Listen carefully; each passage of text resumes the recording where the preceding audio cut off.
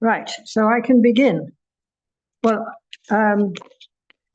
we're using khadi paper today, which is handmade in India by a particular family, and it's rag-based.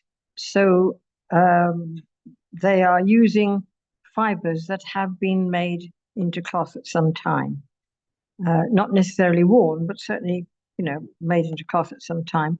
And for some reason, it gives a better absorbency than just using the cotton lint and flax lint that you get from the sort of byproduct of the carding process, that kind of thing. For some reason, I don't know why. I'm not into the whys and wherefores of these things. This particular paper is the one that Hazel so adores, which I didn't use until I heard about it. And I had to bring my glasses, so I can't tell which side I ought to be using. I think I wrote the name on the right side, so I'm going to do it that way around. Right. Now, the purpose of this is to show movement using that broken dry brush effect that you have all been getting brilliantly on the other papers. So, it ought to go pretty well here. If anyone hasn't got a picture, I've got a whole collection of photographs here, which I took at a Spanish dancing school in Chester, and later on in my own house when one of my friends who was at the Spanish dancing school came and performed for me to take photographs. So I've got a whole pile of photographs of Spanish dancing, and that's nice to do swirly things. Right, so I'm trying to decide which one to do. There's that one. There's a collection of ladies waving their arms about. There's that one, but I think I've done that before. So I'll probably discard that one because I don't like doing things twice. That is my friend Angela in my house, which is quite nice. That's Angela in her class. And that's just one of the girls in the class. A very typical pose. So, which one shall I do? Oh, that one, I think I'll do this one. And I'm going to go straight in with colour. Take my glasses off. Can't see with my glasses on. I can't see with my glasses on. So, that's life. Okay, so I'm going to start. The thing that you have to remember is if you do the whole thing in the broken dry brush effect, it loses its effect. So you have to have the fairly static parts of the figure in fairly solid color. And the best way to get solid color is to have a lot of water with it. So if you want a strong color and a lot of water, then you've got to put a lot of pigment in a lot of water, right? So basically it's learning how to make as much paint as you need to do what you want to do. Okay, right. Come on, Steve, work, do it. So I'm taking, don't know if it can be seen here. Let's put it on top here. Ultramarine blue. Again, twisting the brush in the paint. But I'm looking for a black to do her hair. Or a dark brown, right? There we are. And so what do I put with ultramarine blue to get a dark color?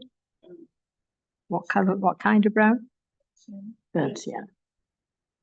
Well, you can put the other browns, but I like doing it with burnt sienna.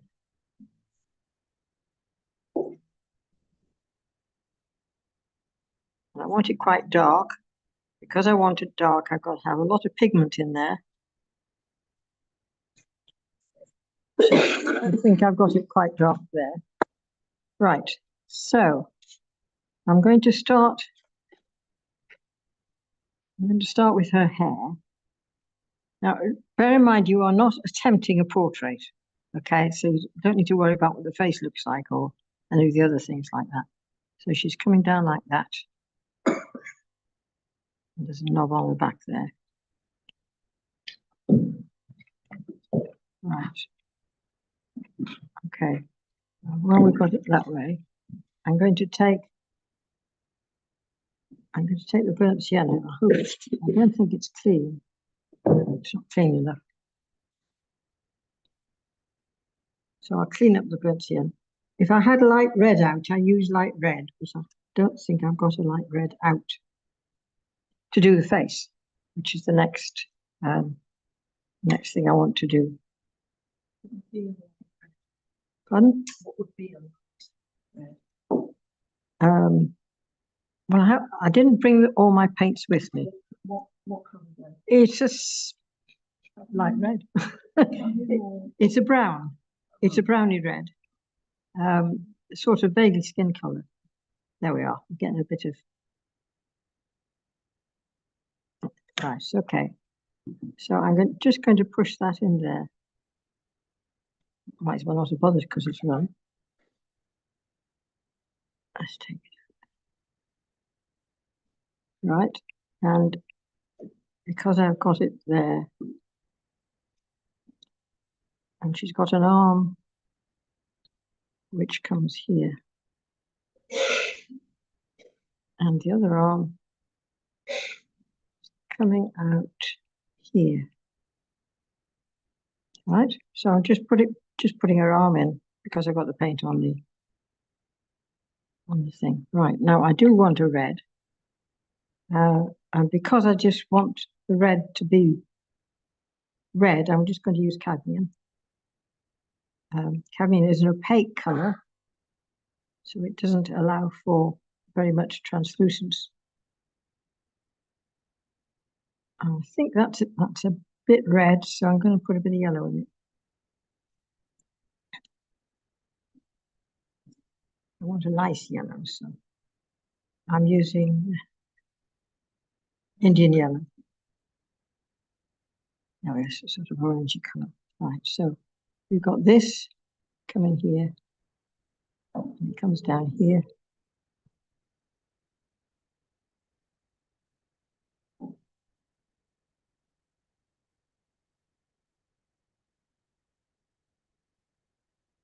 Right.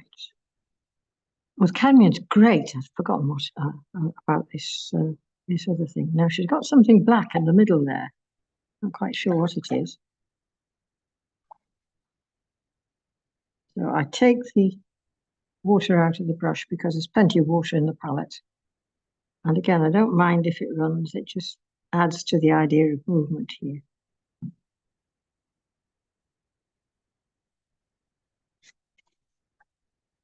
There's somebody else behind her there. I don't know what that is. Some kind of thing. Right, now then, her skirt is green, so I'm going to use Viridian for the green, because Viridian, if I've got it right, is translucent. And that works beautifully if I'm going to do the skirt. So the skirt comes out here, and the swish is this way. So I'm moving the skirt around there. And there's something, oh, it's the rest of the skirt is hanging down the back here, isn't it? Now, because that is a translucent color, I can run that red slash in, because the red opaque paint pushes the green aside. If I tried to do it with a translucent red, they would have mixed together and made brown. Right? Okay. Now let's carry on. We take some more of the dark color, because this is dark down here. And it's dark there. Make some more dark. One of these days I will mix enough paint. The tin. like that? If everything's already in, or would you have to? Well, in this case, I bought the tins separately and the things to put them in because I wanted to be in control of what colours were in the box, if you see what I mean. Right. Now, there's a slash across there, and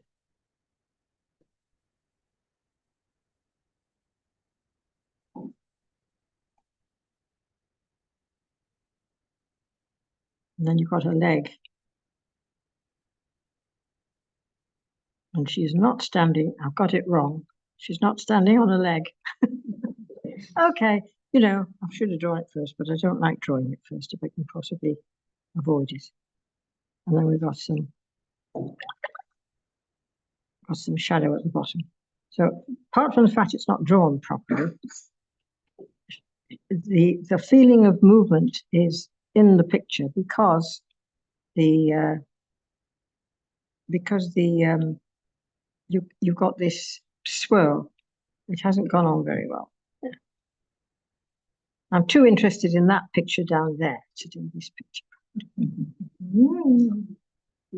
So there we are. So you see the idea.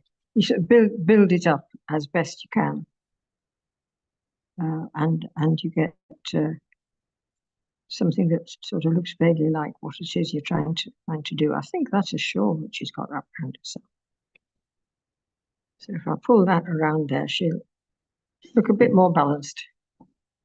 She's lost her waist now. There we are. Not very good. I'm sure you have a lot more fun doing it yourself. I haven't got it looking down. I haven't, you know, everything's wrong. I could turn over and try again, I suppose. But like I said, I don't like to do things twice. So, I will turn over because the other side is not impossible. And we'll try for this one. Okay. Rather than trying to do skin colour pink, should you do it like a light brown? Yes, that's a basic idea.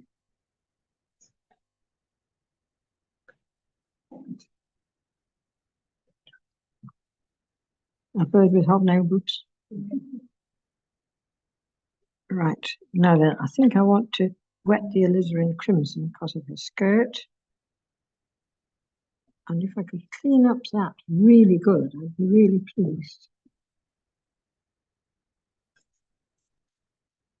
Right, I think that's better.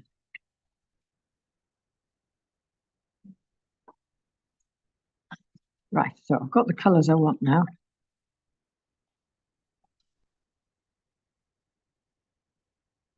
Right, okay, so we try again. See if I can draw it a bit better this time. So we're starting off with her hair. That's a picture. Right, so we're going to start off with her hair. So she's got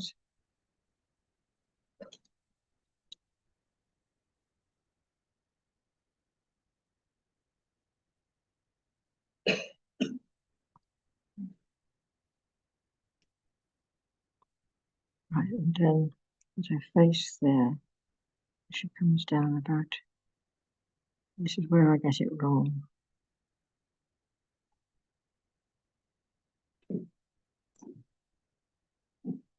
She's got a loose black top on.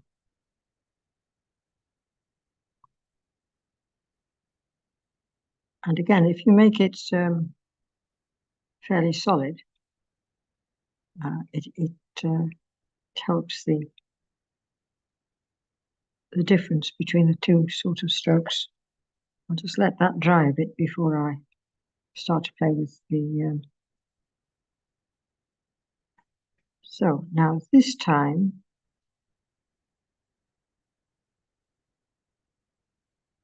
you've got the skirt coming down here. It flares a little bit there. But the whole skirt isn't swirling around, so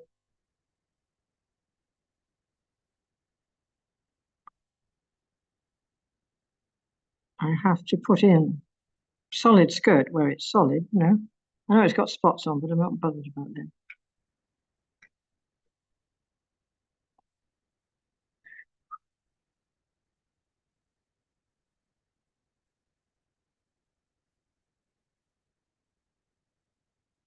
Right. And then there's a bit here. It's much longer than that. Come on.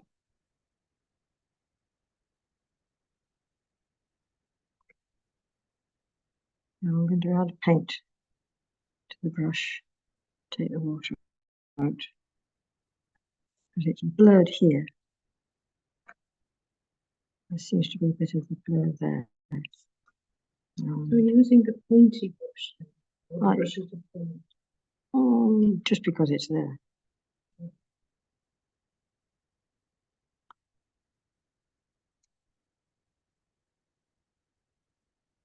And then you, yeah. Let's get it in the right place this time. Right, while it's wet, and it's too wet, you can put in such dark areas as you want to give shape to what is happening.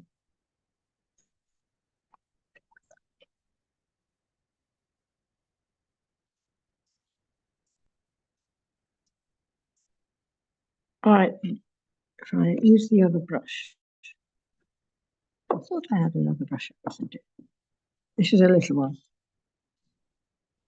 I might just be able to be a little bit more careful with this.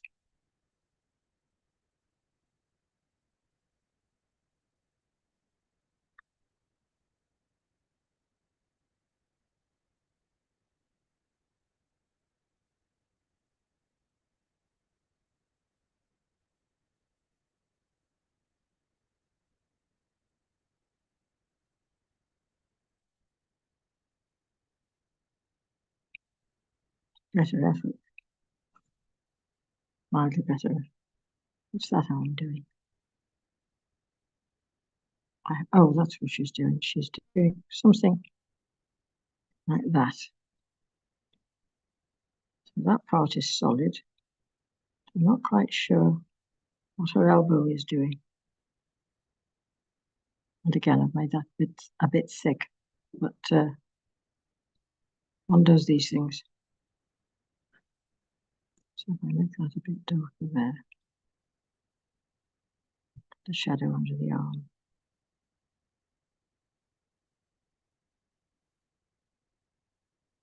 It gives you a better idea that she's actually moving.